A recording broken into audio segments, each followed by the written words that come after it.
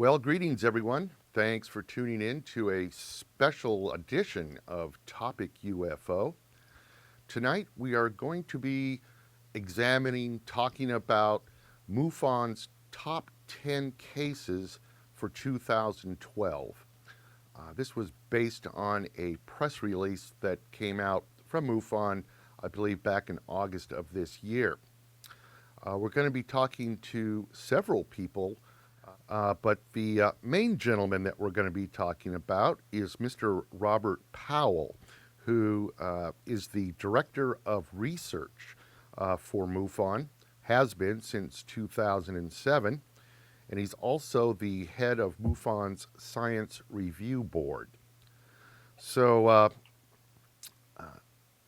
to not waste any time, we've got a lot to go through tonight, so I am just going to bring him on right now.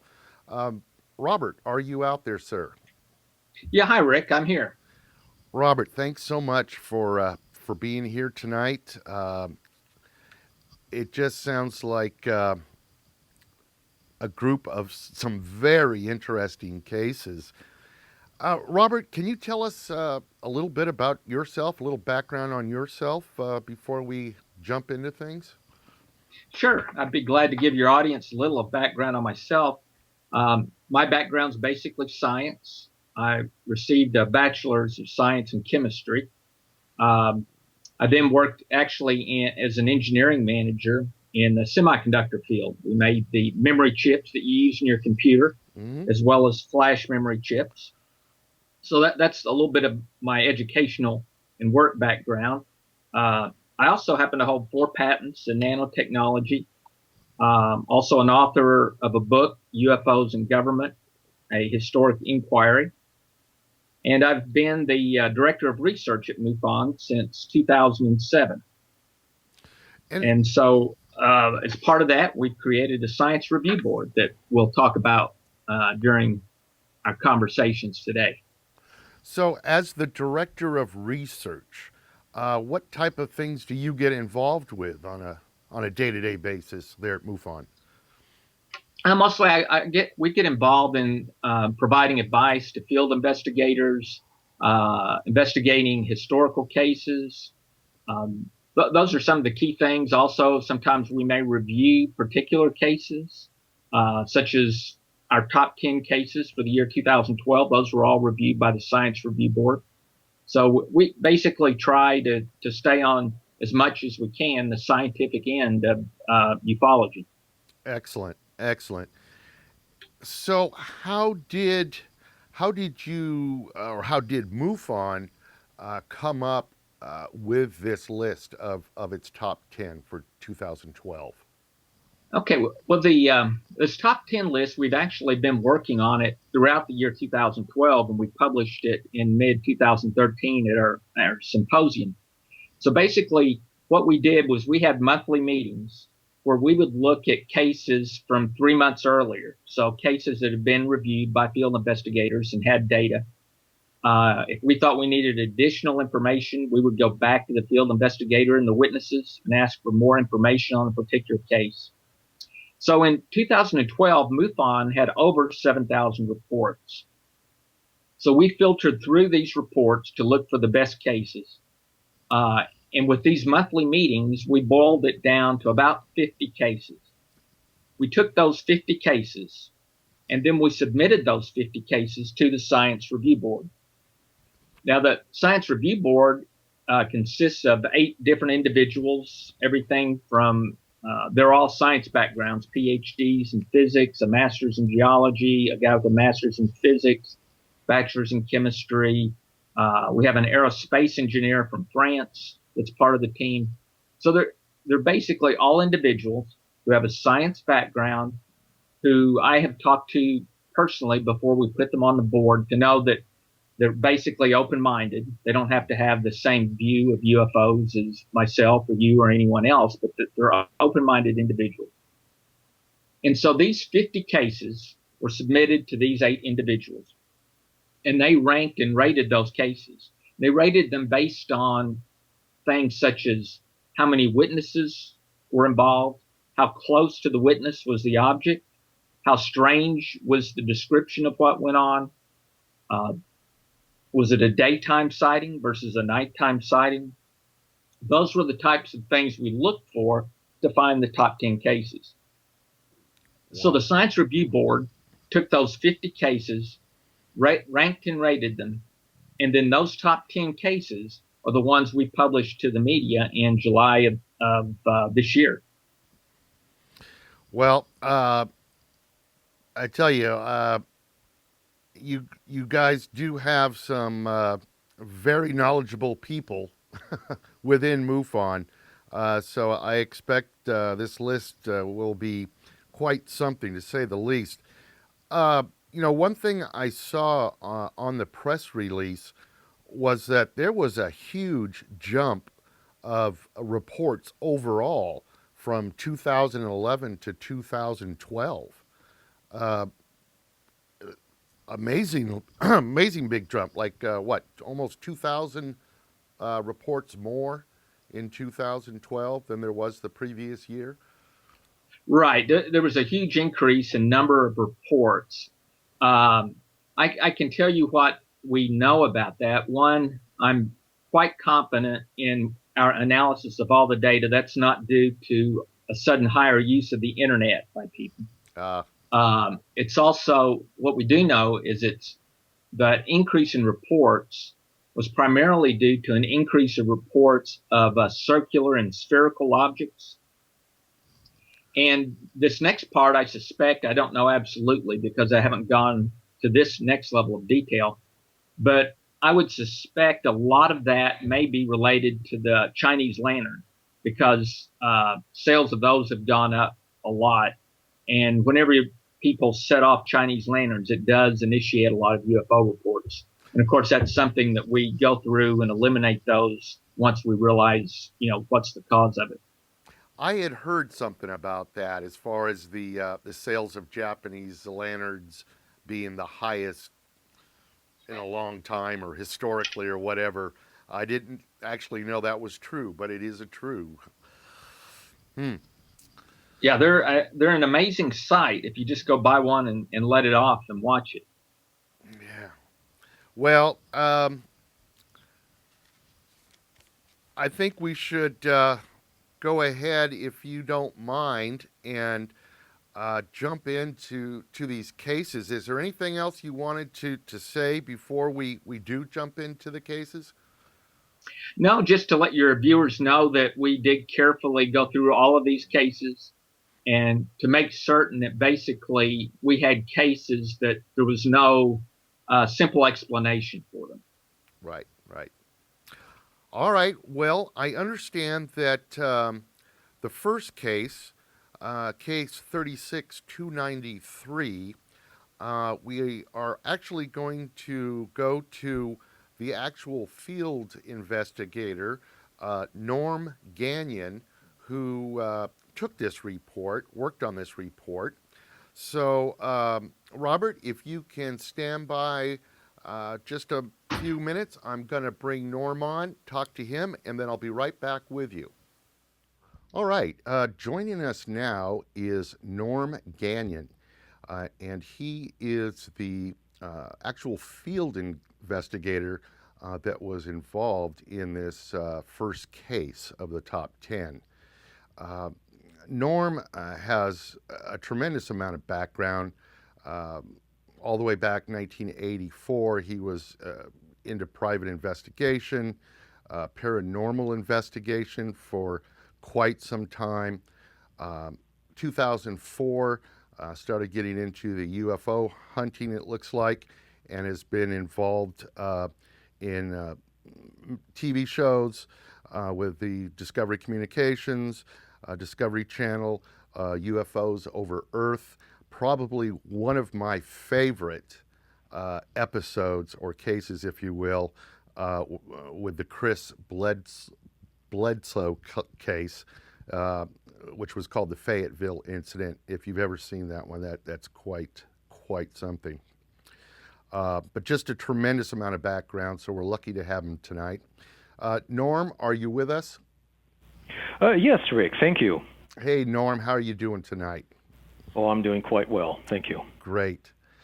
Well, Norm, I see you've just got a tremendous amount of background here.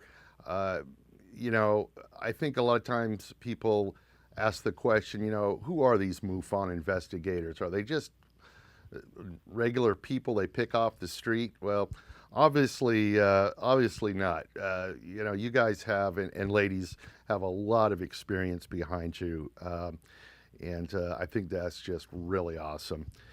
So, Norm, this very first case that we're to talk about, case number 36293, took place back February 18th of 2012 near Chase City, Virginia. Norm, what can you tell us about this case? Okay, Rick, the two gentlemen was a father and son. I'm just going to mention the son's name. His name is John. They were flying out of Charlotte, North Carolina.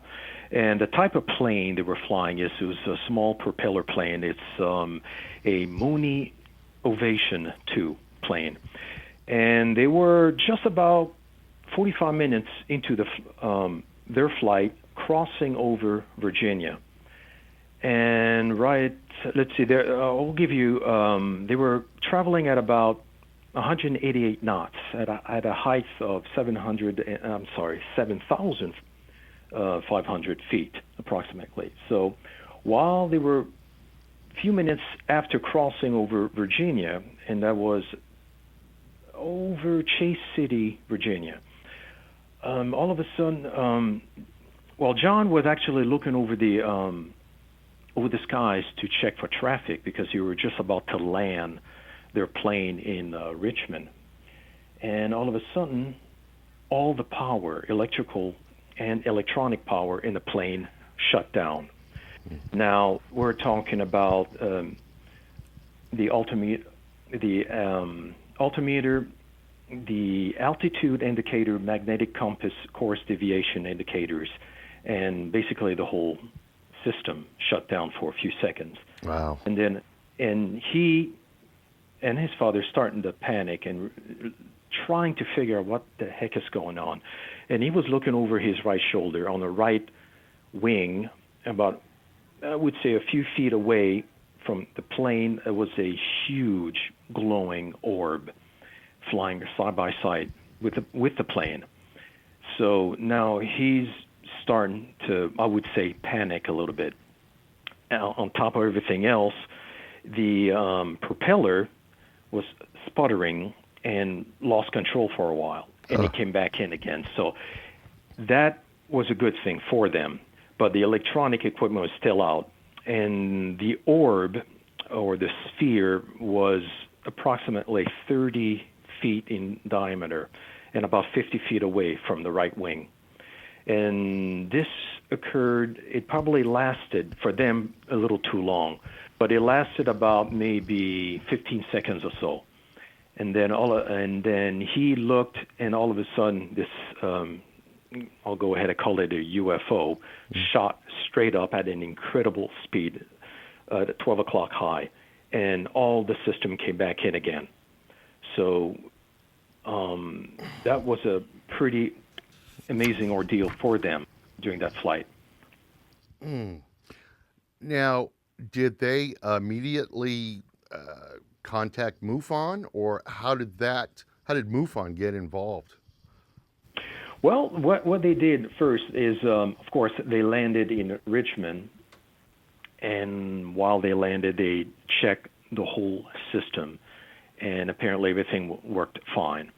I think they waited at least a few days. So within a week, they decided to contact MUFON. His father was very upset, and he refused to talk about it, so that's why I'm not trying to mention any of the names.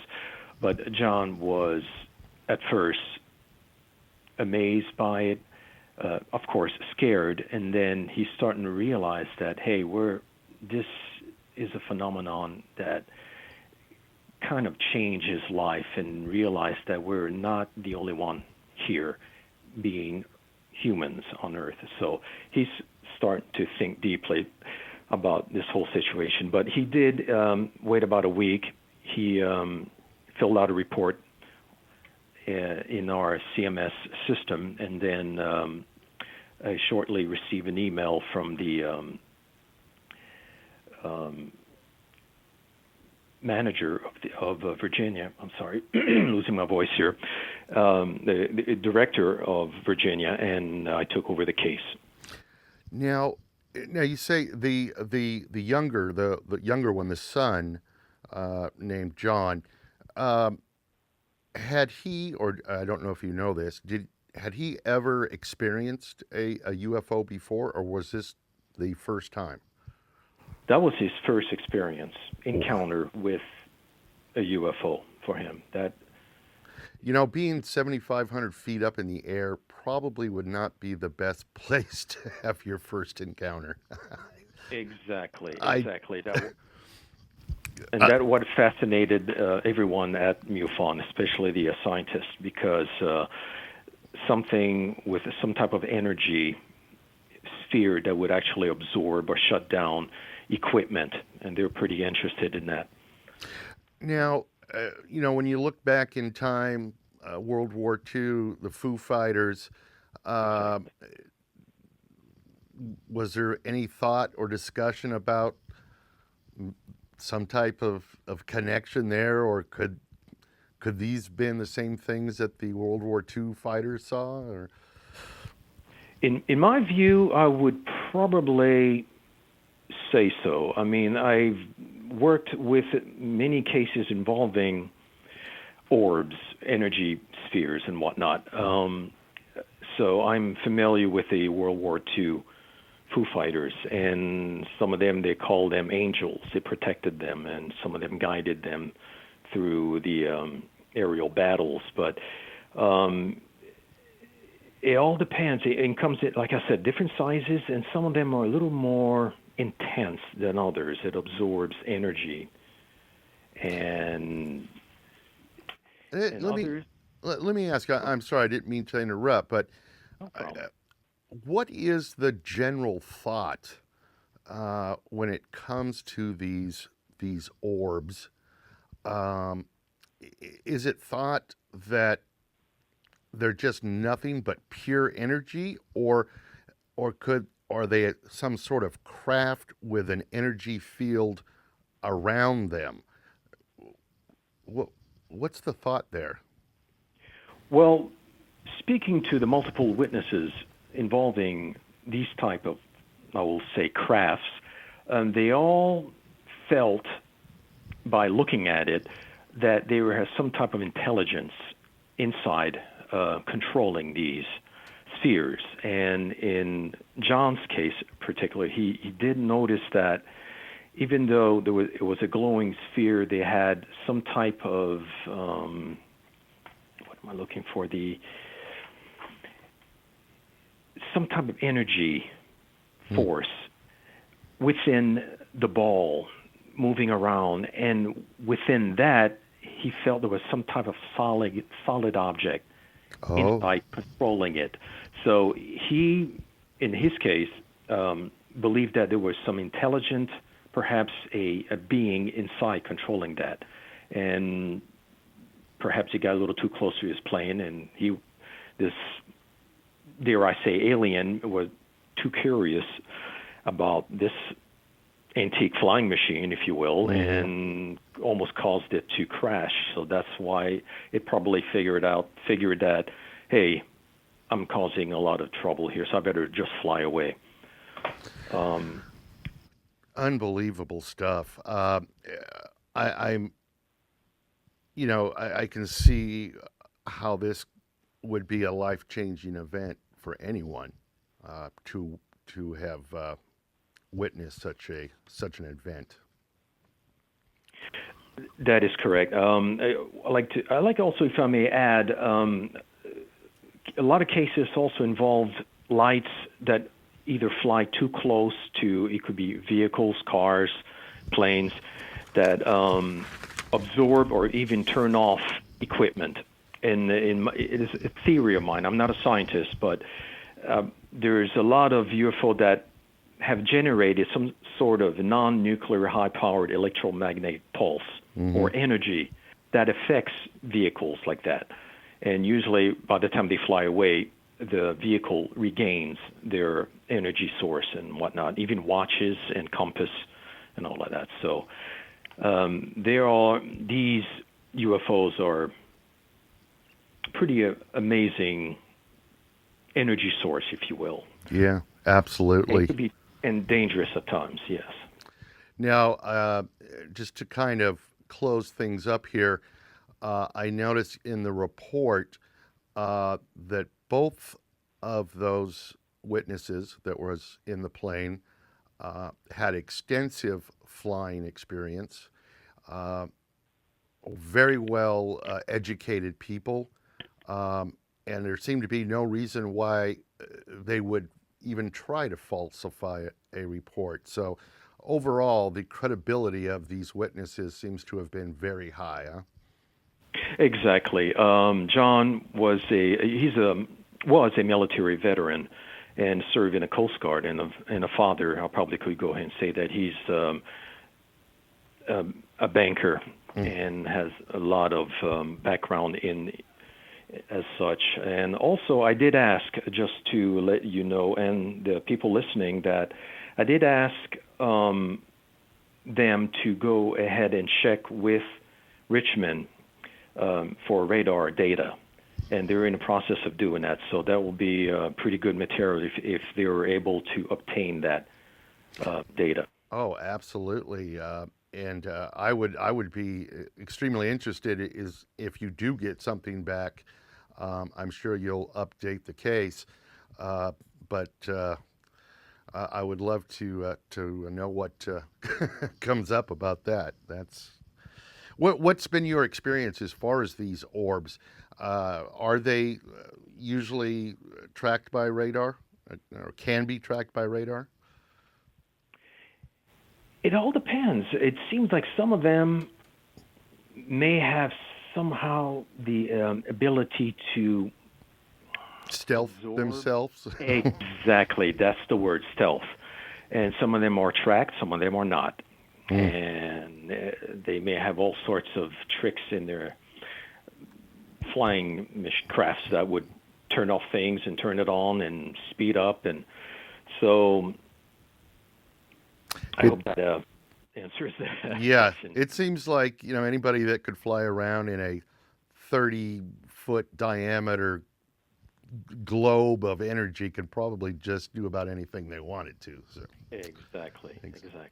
Well, listen, Norm, thanks so much for coming and telling us about this case.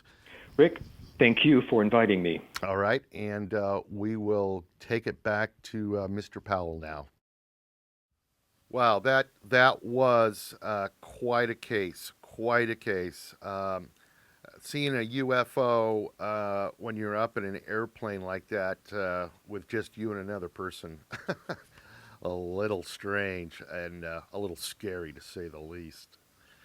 So, Robert, are you back with us, sir?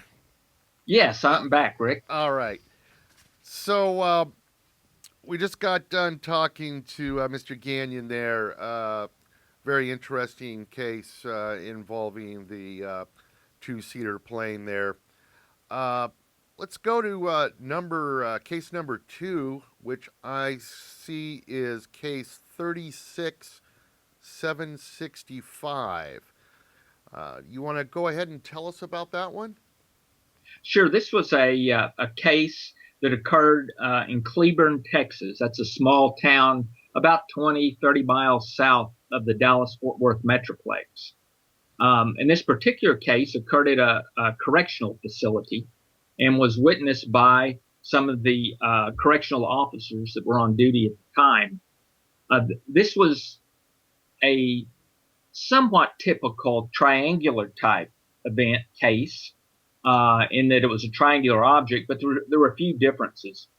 Some of the common things that occurred in this case that's often seen in the triangle case is basically triangular object that is so dark that it's darker than the background sky. And what happened in this case, it was a clear night. The moon was not out, so it was dark outside. And the object was flying over the correctional institution very slowly. The officers that saw it estimated the speed at about 5 miles per hour. Now, that within itself probably would not have caused this case to make the top 10. What happened next is what was more unusual on a case regarding a triangle that gave it a certain strangeness. Although the officers say initially it's going very slowly, it suddenly speeds up, and within 1 to 2 seconds, it's gone to the north. That's unusual in triangular cases. You normally don't see them go from a very slow standstill to a sudden high velocity increase and then disappearing. Oh, I did The object. I didn't know that. Yeah, that is a little strange. There was one other strangeness to it, in that that it made no sound was not strange. I mean, that is strange, but we get those type of reports all the time of an object that's not far away without sound. But the description of how it moved through the sky was very interesting. The officer basically described it as kind of jerking and slipping through the sky, like it was jumping from one location to another. So its movement was not like you would describe a typical helicopter or airplane. It was more of a jerky movement through the sky as it sped up and disappeared. Now, hasn't that jerky motion been documented before? I remember a case that MUFON investigated. God, I can't remember where it was. Somewhere in the southeast, I believe, or the east, Pennsylvania, perhaps, where the witness described it as jerking kind of through the air. Right. Yeah. That type of movement has been described before, but it doesn't occur very often. Right. And that was one of the things that made this case unique. Was we had 2 witnesses. We had movement that went from standstill to high velocity, and then we had this jerky type motion. So that, all of those combined makes it very difficult to try to explain this case with any explanation of an aircraft or an explanation of a cosmological type object. And not to dig too far down in the rabbit hole here, but when these cases come up with this jerkiness as they go by, are there any thoughts or theories on why that is perceived that way, or why it's happening? Or is it you could always make a lot of theories on it, but the only thing we can say for sure is, that's not the way normal aircraft move through the sky. Right. So that was what was the unique part to us. To theorize beyond that, would require a lot more information and evidence to be able to draw some type of theory as to how that occurs. Yeah, that's just very, very strange. So number 3 here, case 41298, Sutter, California. What can you tell us about that? Yeah, this was an interesting case. This was a security guard at a private corporation who was going to relieve another officer on duty.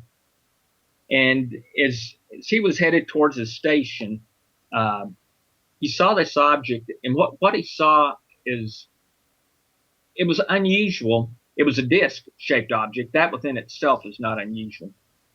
But the movement of the disc-shaped object used to be fairly common in what people described when they saw a disc-shaped object in the 1940s and the 1950s. But it's much less common today. And that's your basic saucer-type shape, and it's tilting left to right off of its axis, as if it was about to tumble out of the sky. Mm. If many of your viewers have seen some of the old science fiction shows where they show a saucer and it it's kind of tilting back and forth, left to right, as it moves through the air.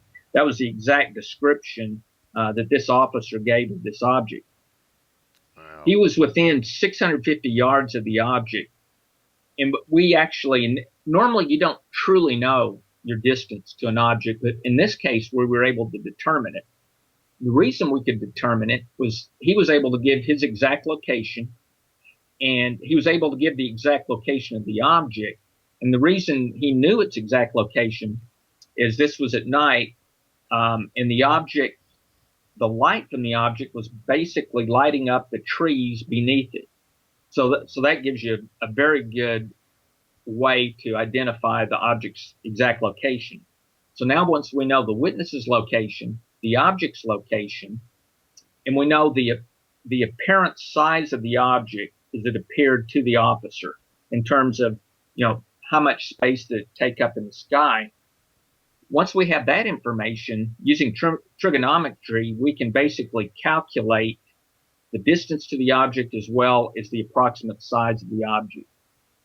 Yeah. This particular object was exactly 650 yards plus or minus 50 yards from the officer. And its size would have been between 50 and 100 feet across. So it's basically the size of many types of aircraft that we have. What was really interesting, though, was the object's saucer-like appearance and its swaying left to right. The colors on it were blue, green, and red. The officer took a photo of it with a standard smartphone camera, but those are not capable of discerning much at night at that distance. So it just showed up a small speck of light. We didn't have near the description as we were able to get from the officer. The other thing that happened was he did have a night vision scope, but the light from the object was sufficiently bright that when he tried to use his night vision scope, it was just flooded with light. So that didn't help him. So most of his observations came from his own eyes and a 10 by 50 set of binoculars that he had with him. So go ahead. I'm sorry.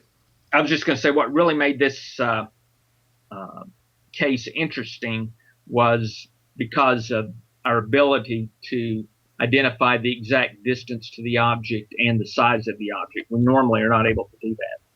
Right. So if somebody sees lights or multicolored lights up in the sky, and there is no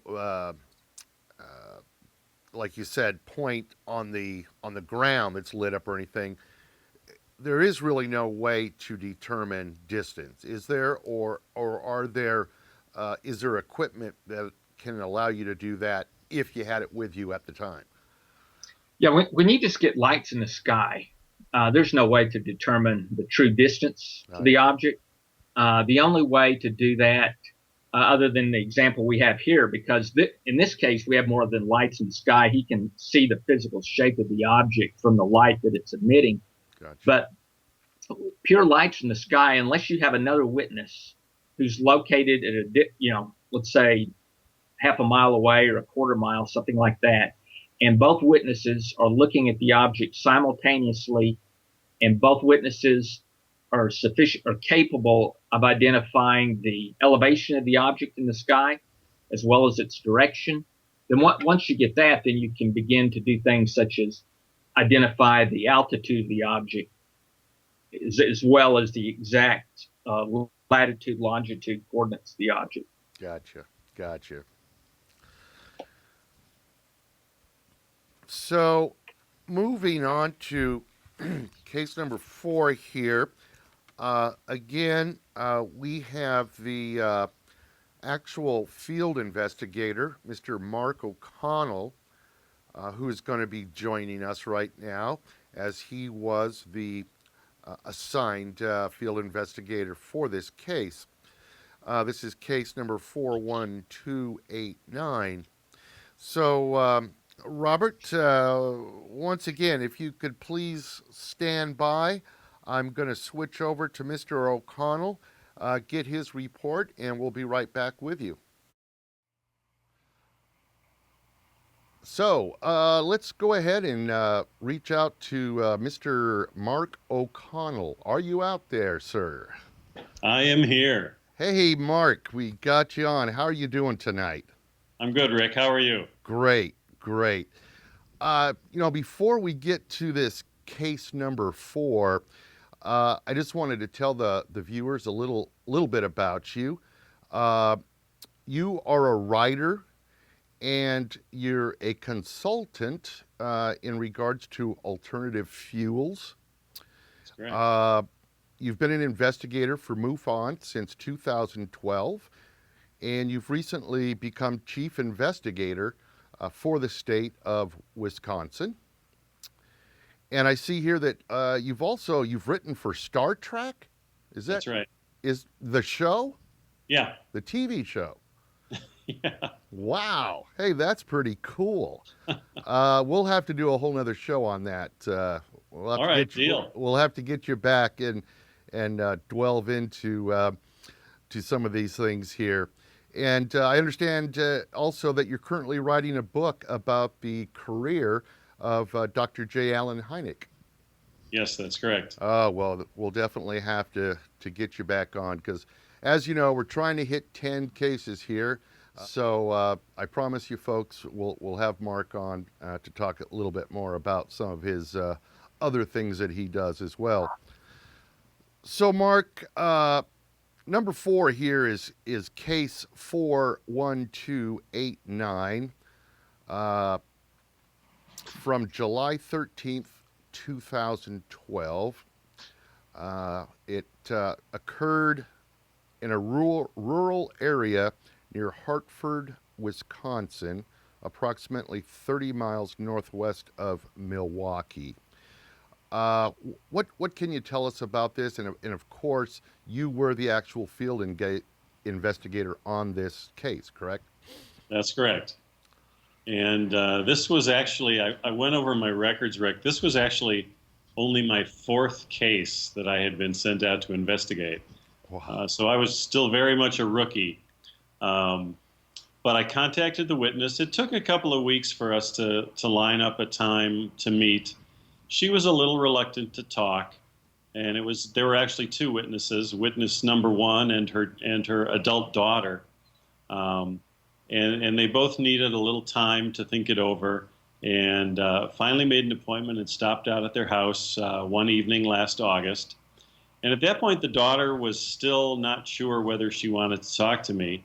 But I sat down and interviewed the mom, witness number 1. And the story she told me was that on that night in late July, her daughter had been visiting with the daughter's 4-year-old son. And they had gotten into their minivan at the end of the night, about 10:15. They were getting ready to drive home. And the mom and daughter were just in the driveway chatting. The daughter was behind the wheel of her minivan, and the mom was standing outside the minivan. Well, the way the daughter was sitting, the way she was turned to look to the south, she could see over the roof of her parents' house. In mid-conversation, she just said, "Mom, what is that?" And the mom turned around. From her angle, couldn't see anything. And the daughter said, "Well, Mom, run around the garage and look in the backyard." So the mom ran around to the backyard. The house wasn't blocking her view, and she saw this huge object.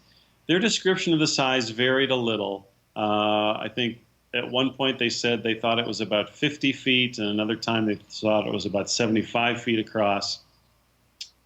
But she saw a large object hovering over the backyard that resembled sort of a lampshade or a cone that had been truncated, the top taken off. And it was glowing, and it was silent, and it had a ring of white lights around the middle, and around the bottom edge it had a ring of red lights that pulsed or rotated, depending on which of the 2 witnesses you talked to. But the red lights along the bottom were moving, and then there was a convex surface on the base of the object. So this is what the mom sees when she runs around the side of the garage. Daughter hops out of the minivan, follows the mom. By the time the daughter gets there, this object has moved behind the trees. There was a line of very tall trees, probably at least at least 80 to 100 feet tall trees lining the back property line. By the time they reached the back of the garage, this object was behind those trees from their point of view. It moved slowly to the east and then suddenly just shot off at an amazing rate of speed, disappeared into the eastern sky, and the lights went out, and that was the last they saw of it. That was the sighting. Unbelievable. The first thing I have to ask you is, what was your personal feeling as far as these witnesses' credibility? A mom and a daughter, first of all, sounds pretty innocent to me, but yeah, I thought they were pretty credible right from the get-go. First of all, the reluctance to talk. It took them a while to report. It's kind of funny how it came about. The witness number one, the mom, her husband was inside the house when this all happened. He didn't see anything, but his wife and daughter come running in the house talking about this thing they just saw in the sky over the yard. And after they talked about it a while, well, the husband, turns out he likes to watch reality shows about UFO investigations and paranormal investigations. And he said, you know, there's a place you can go online to report this thing. And you know why they reported it? They reported it because they were really curious to find out if anybody else in the area had seen the same thing and had reported it.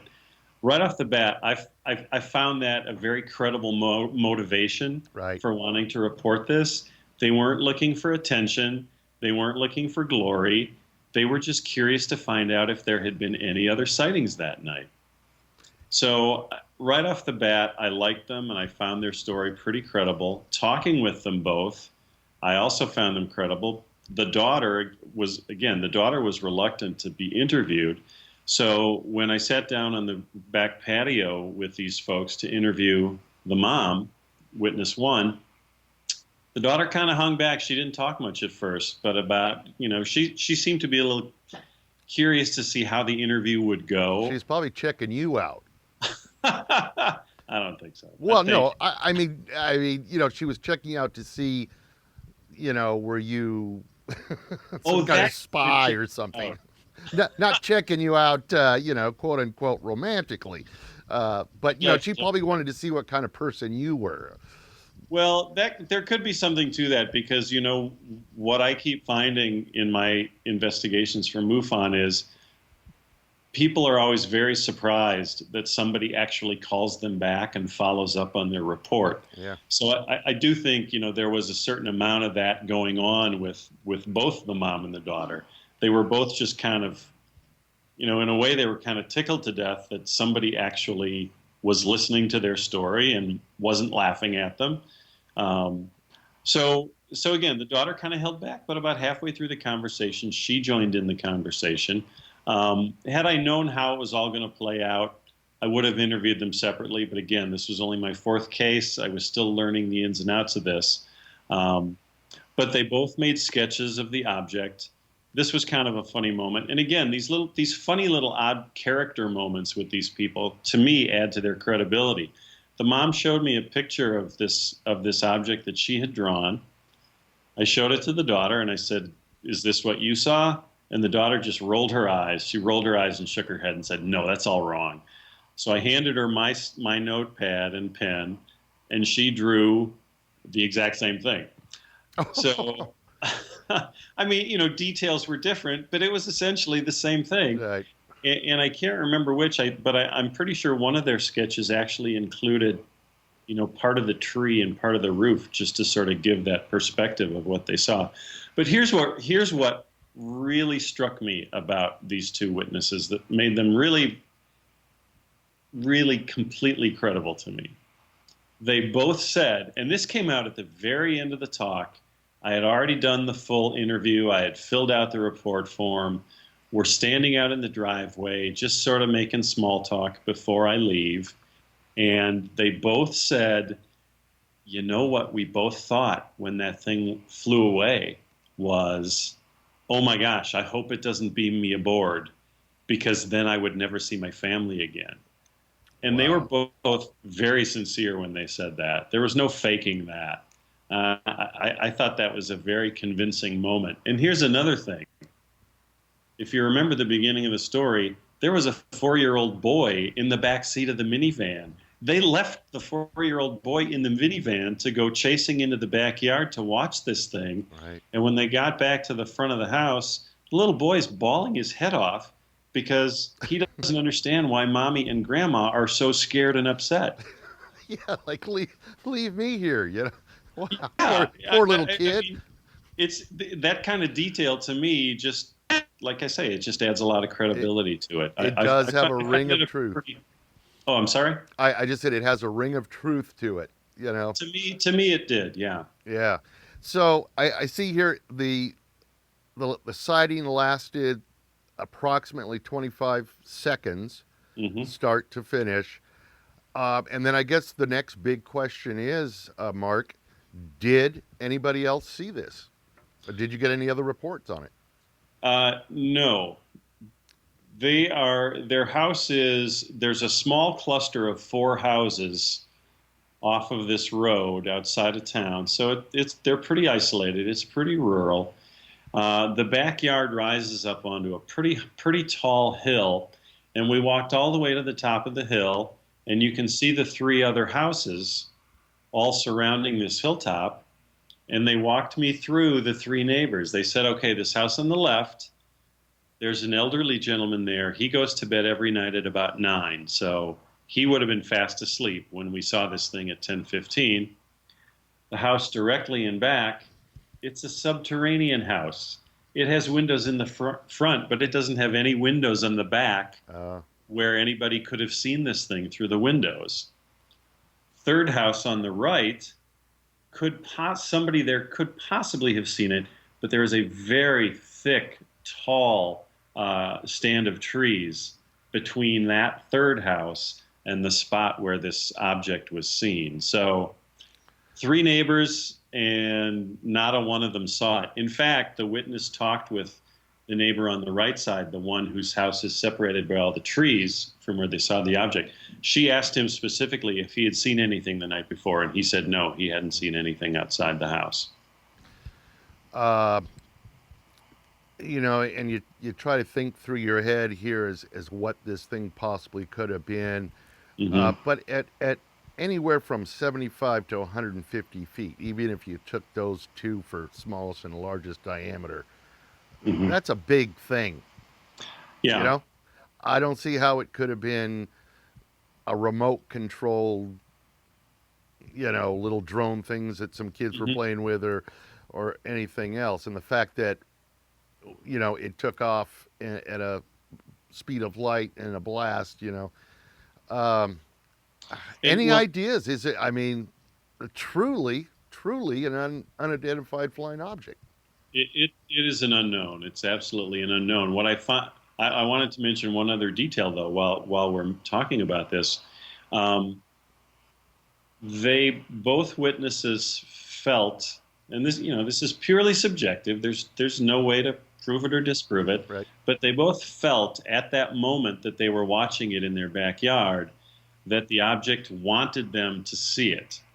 I find that very interesting. And if you think about it, from their point of view, it makes sense because the object sort of waited for them up above the hilltop until they could both run around the garage to see it.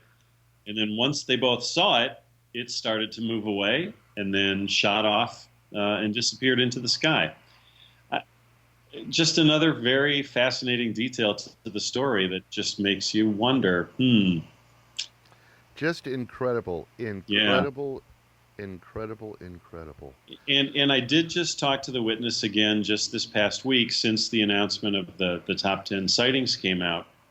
And I spoke with her and her husband actually a couple of times, and they still talk about it, and they still wonder if anybody else ever saw anything.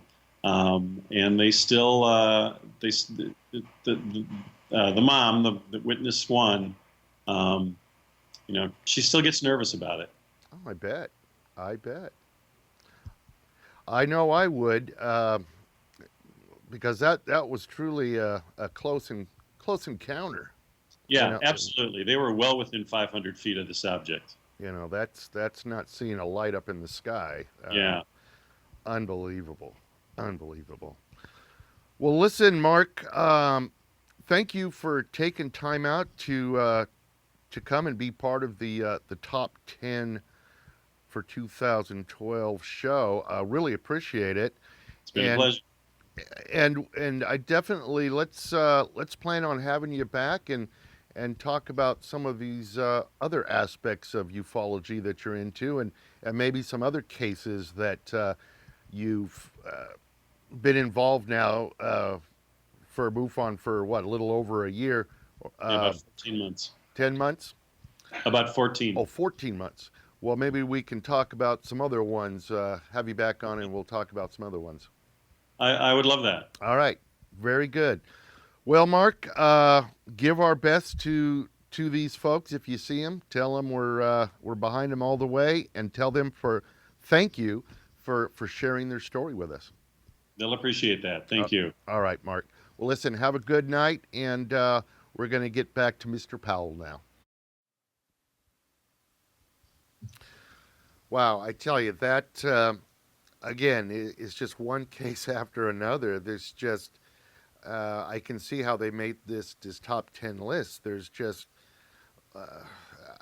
no way to explain these things. Just unbelievable. No, those are some of my favorite type cases. I mean, basically, when you have two witnesses like that and an object that close to you, either both witnesses made the story up, or it was real. You certainly can't say they were looking at the planet Venus or the star Betelgeuse or a helicopter flying by. Yes, or a Japanese lantern. Yeah, exactly. Excuse me. Wow. All right. Well, let's see. We're getting about halfway through. We're at case number 5, which is case 41918. It looks like Milano, Texas this time. Yeah, this actually, Rick, consists of two different cases that occurred 3 months apart. And neither case by itself would have made our top 10 list. It was how the two cases were related that caused the two of them together to make the top 10. Let me start off by telling your listeners roughly where Milano, Texas is. Okay. If you're familiar with where the city of Austin and Houston are, and College Station, which is where Texas A&M for football fans out there,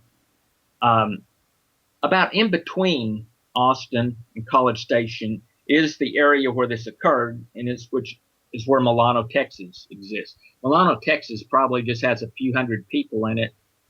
There's another town called Caldwell, Texas, near there with a few thousand people. But it's a very small area, very isolated. Well, the first case happened in July of 2012. And in this instance, there were two gentlemen driving in a van coming back to the Austin area. They had just done a music gig. And it so happens one of the passenger actually had a degree in chemistry and was working on his master's in chemistry. So this was someone who had a fairly good ability to look at something and make a decision on it. So they're driving down this isolated road, and they see an object just sitting above the road, and they actually drive directly underneath the object. He indicates the object is the width of the road, so he knows what its size is, and that the object is roughly 30 to 40 feet in altitude above the road. So this object's basically just sitting above the road. He tries to get the driver to stop. The driver has no desire to stop, and he keeps going. So the only thing that the passenger is able to witness is he sees the object ahead, and as he goes underneath the object, and as he looks at it in the rear, not the rearview mirror, but as he turns around to look at it. Okay, so that's this one event that happens. And the strange thing about this was the object was shaped as an octagon. That's unusual for anyone to describe an object to have an octagonal shape to it. But now we speed forward Now, what? into One second. So this first part of the case, they drove under this object. Nothing happened to them. They didn't get any burns. They didn't have any lost time. Nothing. no, Okay. no change to their, none of the car's electronics had a problem or anything like that. Okay. So now we speed forward about 5 months into the future. Now it's December 2012, and there's a mother and her 16-year-old son on the exact same highway and within a mile of where these two gentlemen were. And this is, again, right in the middle of nowhere. The witness states she and her son see this object approach their vehicle from the east. She describes the object as about 100 feet across and with 5 to 6 sides to the object, and flashing lights on each corner. Now, I should add that flashing lights on each corner were also seen by the other two witnesses that back in July, earlier in the year. In this particular case, though, rather than the object just hovering above the road, the object comes towards them and then hovers above their vehicle. The mother panics, and so she begins to drive as fast as she can. Her son takes out his cell phone, and he begins to record the object, which is, it's staying where it was at. It's not really following. But so what you see on a cell phone recording is basically an object at night. But what's more interesting is the voices of the mother and the son, because you can hear the mother in a panic state. You hear the son telling her to slow down and to, he wants to get a photo of the object. He wants to hang around there a little longer, and she wants no part of that. So now what we've got is we've got this case of the mother and the son, and we've got the two gentlemen, and there's 5 months apart, but it's so rare to have a description of an octagonal type, or hexagonal type object in the same location in a remote area. Exactly. Where you don't have a lot of people. No, the similarities are just unbelievable. Right. Yeah, the similarities are very strong. And, the only potential explanation would be if the military has some new type of drone that's, hexagonal or octagonal in shape and is able to basically hover, and that this drone, is going to be at least 30 feet in diameter. So we're not talking about one of these little helicopter drones. And the two gentlemen saw no type of propeller type evidence to the craft as they drove underneath it. Any noise when they were close to no noise either. No noise. Do you know if there's any military bases nearby this Milano? We checked that. There's no military bases nearby, but there are military bases within probably 70 to 100 miles of that area. Mm-hmm. Fort Hood is probably about 100 miles to the northwest as the crow flies. Wow. So, you could get a military object over in that area. But in Texas, we have a lot of what we call military operating areas. And those are areas specifically designed for the military to do testing of aircraft. If something like this, which is, there's nothing released on this type of an object, the military has a drone 30 feet or more in diameter that can hover and not make any sound. I mean, that's possible. They could have that. But the thing you have to wonder about is why would you be flying it through civilian areas? Yeah, over civilian automobiles. Right. Wow. Yeah, you're not going to have your drone sit above a highway waiting for people to drive by. I wouldn't think so, Robert. I wouldn't think so, but... So we come to case number 6 here, and this is a a triple report, it looks like. Cases 37562, 585, and then 36704, Oklahoma and Texas region. What can you tell us about this one, Robert? Yeah, what made this case interesting was that we had a series of 3 cases that all occurred within a 3-day time frame. And all of them had very similar descriptions of a triangular object, silent, white lights on each corner of the triangle, and a ruby-colored red light in the center of the triangle. Mm. Now this is a very typical type of description of what we call the triangular-shaped UFOs. Right. What made this, and the other thing that was pretty typical is that there were no strange aerodynamic qualities like the one we discussed earlier that occurred over the Correctional Institute, Right. where the object goes from slow to extreme high speed. This was basically, just a constant slow speed to hovering to slow, and silent.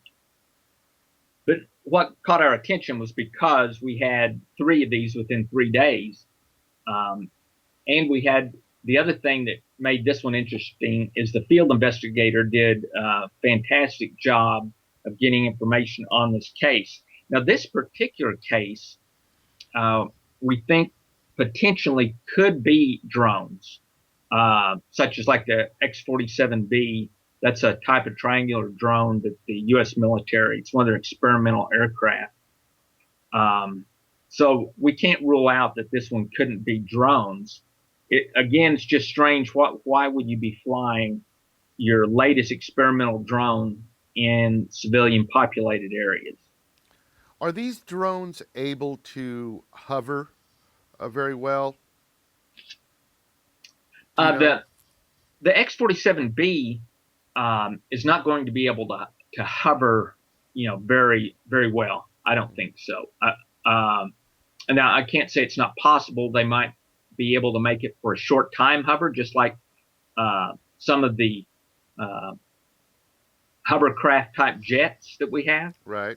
Whenever a jet hovers, it's exhausting an enormous amount of fuel in order to do that. So you can't hover for a short period of time, and you certainly generate a lot of noise when a jet's in a hovering mode. Exactly. So if this is a drone, it's definitely something we haven't seen in operation before. Wow. Moving on to number 7 is case 38312 out of Lawrenceville, Georgia, which is my old stomping ground. I lived there for a while. Very interesting that there's a case there. So you actually lived in Lawrenceville? Yeah, just a couple of miles outside of Lawrenceville, in a small town called Houston, which is kind of right on the border of Lawrenceville.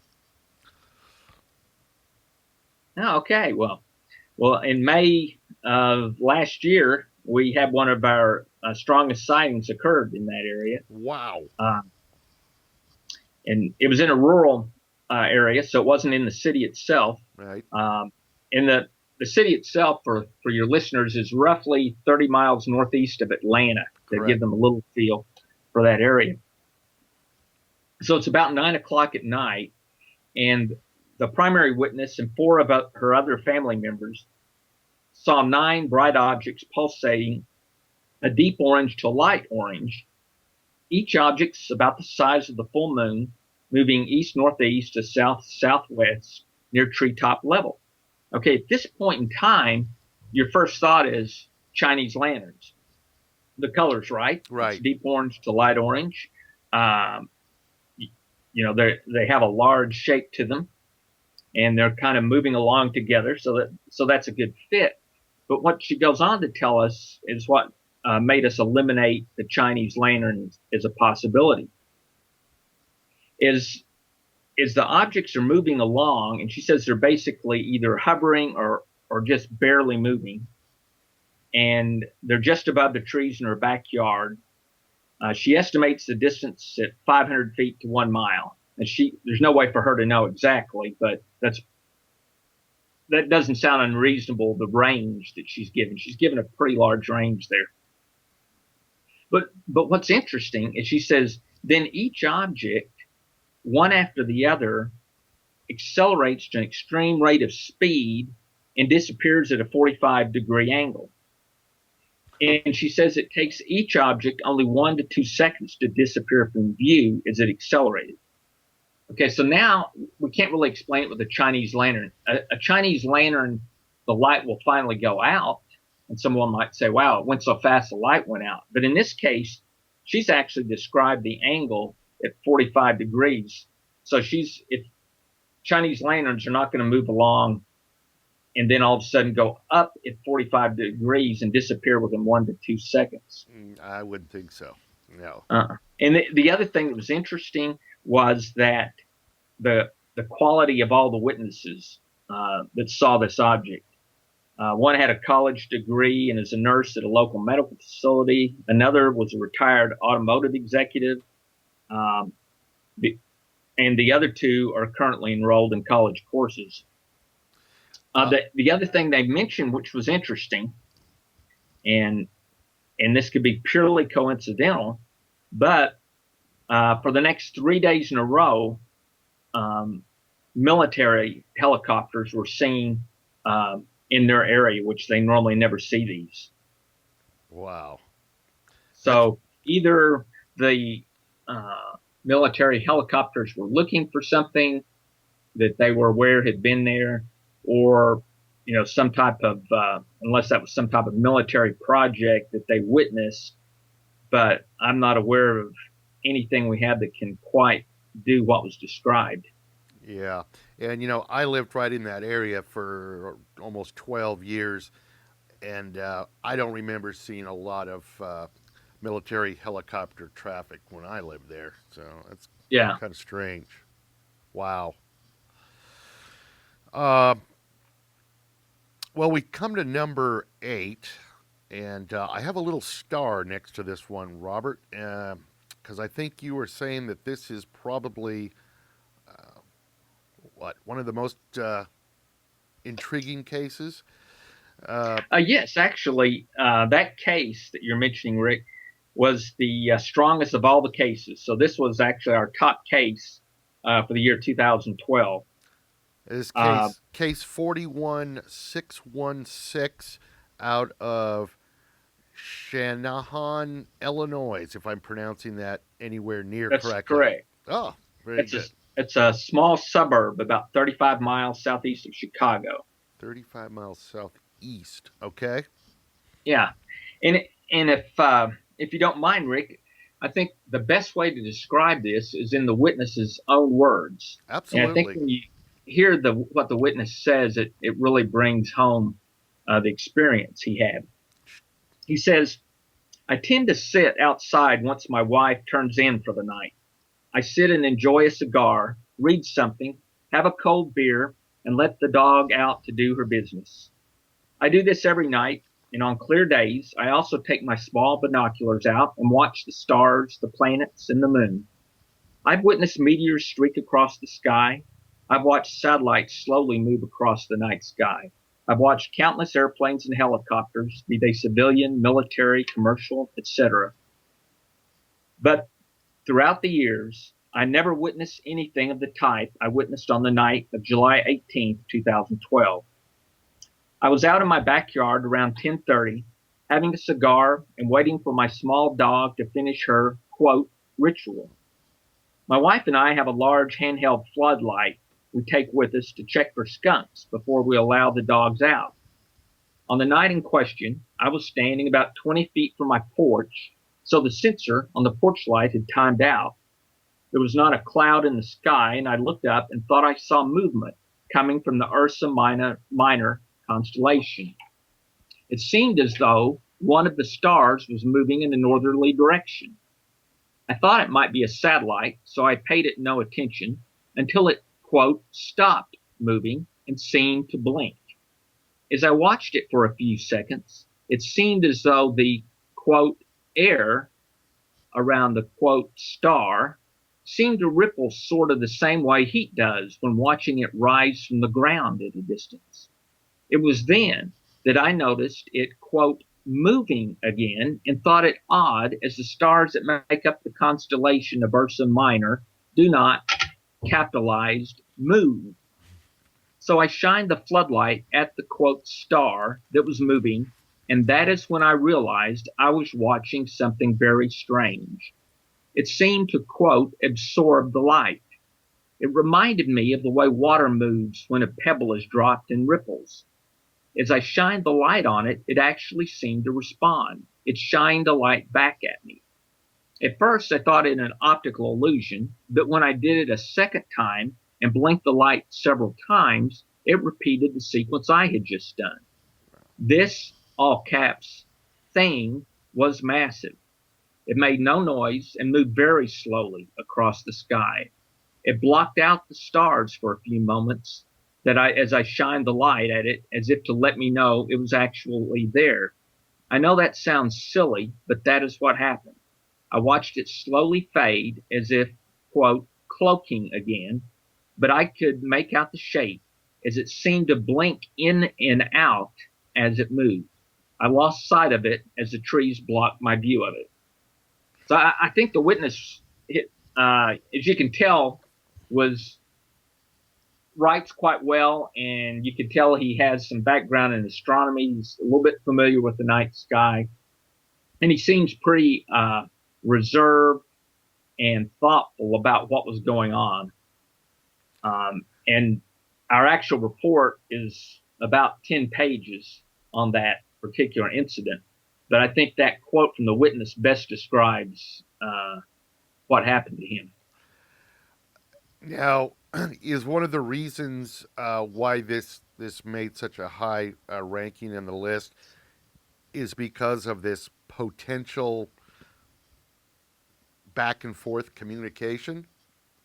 Because we I'm sorry, go ahead. Right. What really made this, what drove this one to the top of the, well, let me start off with the weakness, right? The weakness to this case is we only have one witness. Right. But the strength of the case is the witness's description. In other words, his description of what went on is much more clear and concise than you normally get. So that was a very strong point. Second strong point is what you just mentioned. There appeared to be a response to the witness from the object. And then the third was just the overall strangeness of it. His description of the object of the sky having a ripple appearance around the object, of the object kind of appearing and disappearing. Wow. Those were the things that really added the strength and made this an interesting case. And, I think we should bring up the fact, because I don't think we've mentioned this before, but the descriptions that we're giving tonight, or that you're giving, these are shortened summations of the overall report, correct? Right. These are all shortened summations. The overall report has information such as the latitude, longitude, the exact time, the field investigators, all his notes and work related to the case. Right. But what really made this particular one was the excellent minute by minute description that this witness was able to give of what happened to him. Wow.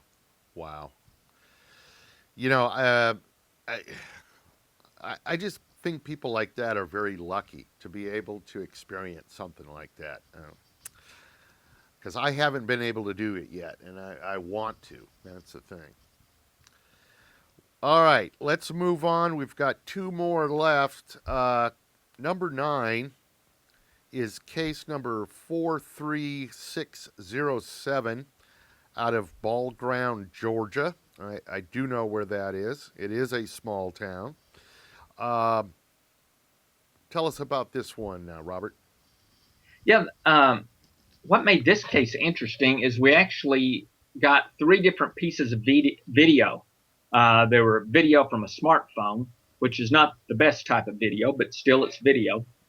2 pieces of video from one witness and another piece of video from the other witness. Both observed the object for a long period of time. They watched it for almost 15 to 20 minutes. So this wasn't, something that just flashed by. And the object's fairly clear in the video. It's difficult to say what it is. I mean, basically you see an elliptical or circular type object. The center of it is a little lighter. The outside edges are dark. And then there are lights that occasionally flash on and off around the outside perimeter. And this is a daytime. It's a daytime. Pardon? It's a daytime. Yes, that's capture, the other right? thing. It's a daytime photo, so you can see these lights, broad daylight. And it's, what we're trying to discern right now, we're still investigating this case, the video specifically, is whether or not the flashes of light we're seeing are due to sunlight reflections or whether or not those are actual lights initiated from the object itself. Gotcha. So we're analyzing the video. We basically break it into its subcomponents, which are 1/30th of a second frame, frame by frame. So we've broken those into each individual frame and are examining the video. We also have a group in France that's also examining the video. And that group also has ties and experience with GIPON, which is the French science organization that investigates UFOs there. So they're working with us to analyze this particular video. We've been looking at these videos for several weeks now. We still have not made a determination on exactly what this object is in the video. Were the 2 witnesses or the 2 people that took the video footage, were they in the same group of people or were they separate? They were together. They were probably separated by 12 to 15 feet when they took the videos. I see. But they were together at the time they took the video. I see. Wow, that will be interesting to see what comes out of your final investigation on that one. Yeah, that one will be. And the main reason it made the top 10 was not because, we might not someday be able to explain it. I mean, that's always our goal, to try to explain them. Right. But it's because we've got, video and we have 2 different witnesses and we have a long period of time that the object was under observation. So that's what made this one unique. Wow. Well, we've reached the last one, number 10. This is case 44556, again out of central Georgia, near Dublin, Georgia. Georgia seems to be kind of a hot spot in 2012. Yeah, Georgia and in North Carolina also, although none of their cases made the top 10. In the year 2012, there were some interesting cases throughout Georgia and North Carolina. Wow. This particular case was, again, a saucer-like craft. And this is a truck driver. And he says this object approaches his truck at treetop height from to the right of the interstate. And he says the object slowly approaches his truck. It hovers for a few seconds, and then it disappears. He says it's about 30 feet in diameter. Now, in this case, his estimate is probably fairly accurate, because when you have an object come up close to you and you have the road there in front of you, it's easier to make an estimation of the size of the object. He says it has 8 white lights around the underside perimeter and 1 white light equal in size to those, but in the center.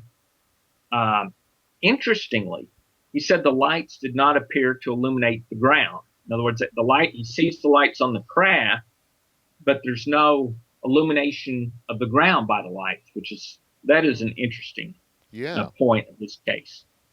The entire incident lasted a little bit less than 1 minute, and his estimate is the object came within 100 feet of his vehicle. So that's quite close. And he was actually driving down the interstate at the time?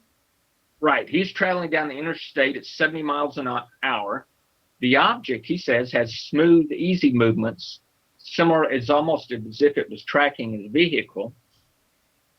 He says it approached his truck, and once it was directly overhead, then he lost sight of it because it went up above his truck. And at that point, he cannot see where it went because he's having to look straight ahead. His best guess was that it looked somewhat similar to freshly spun aluminum, but not really shiny.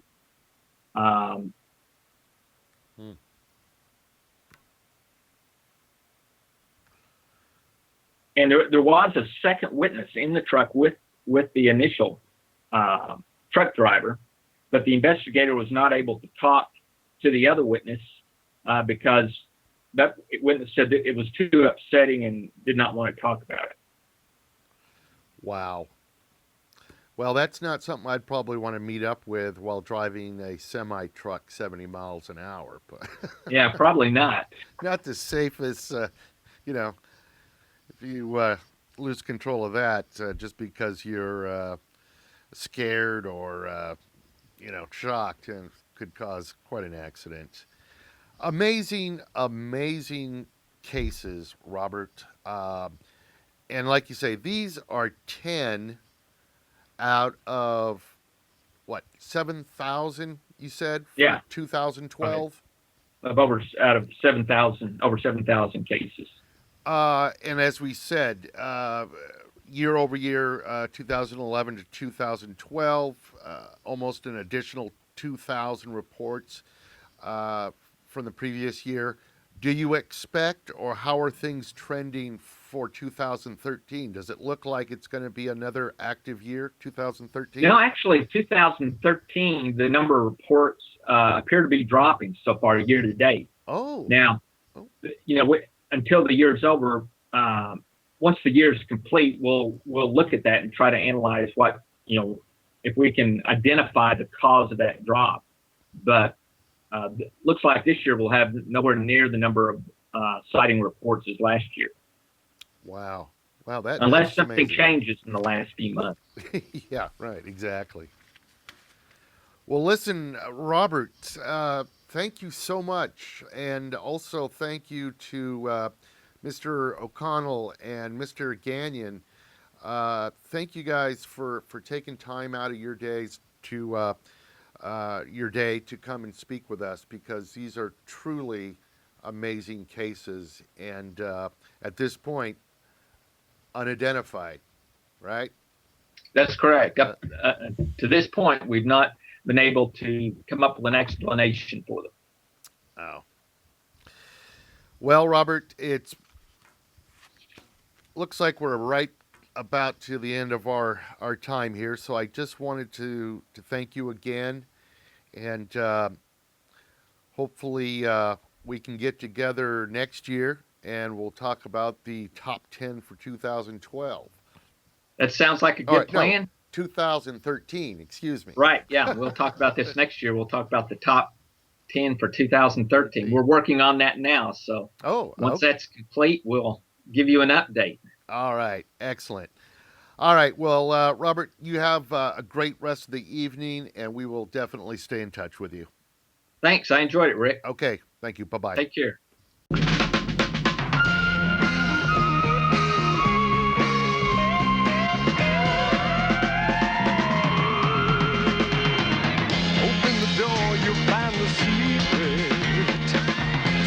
The answer is to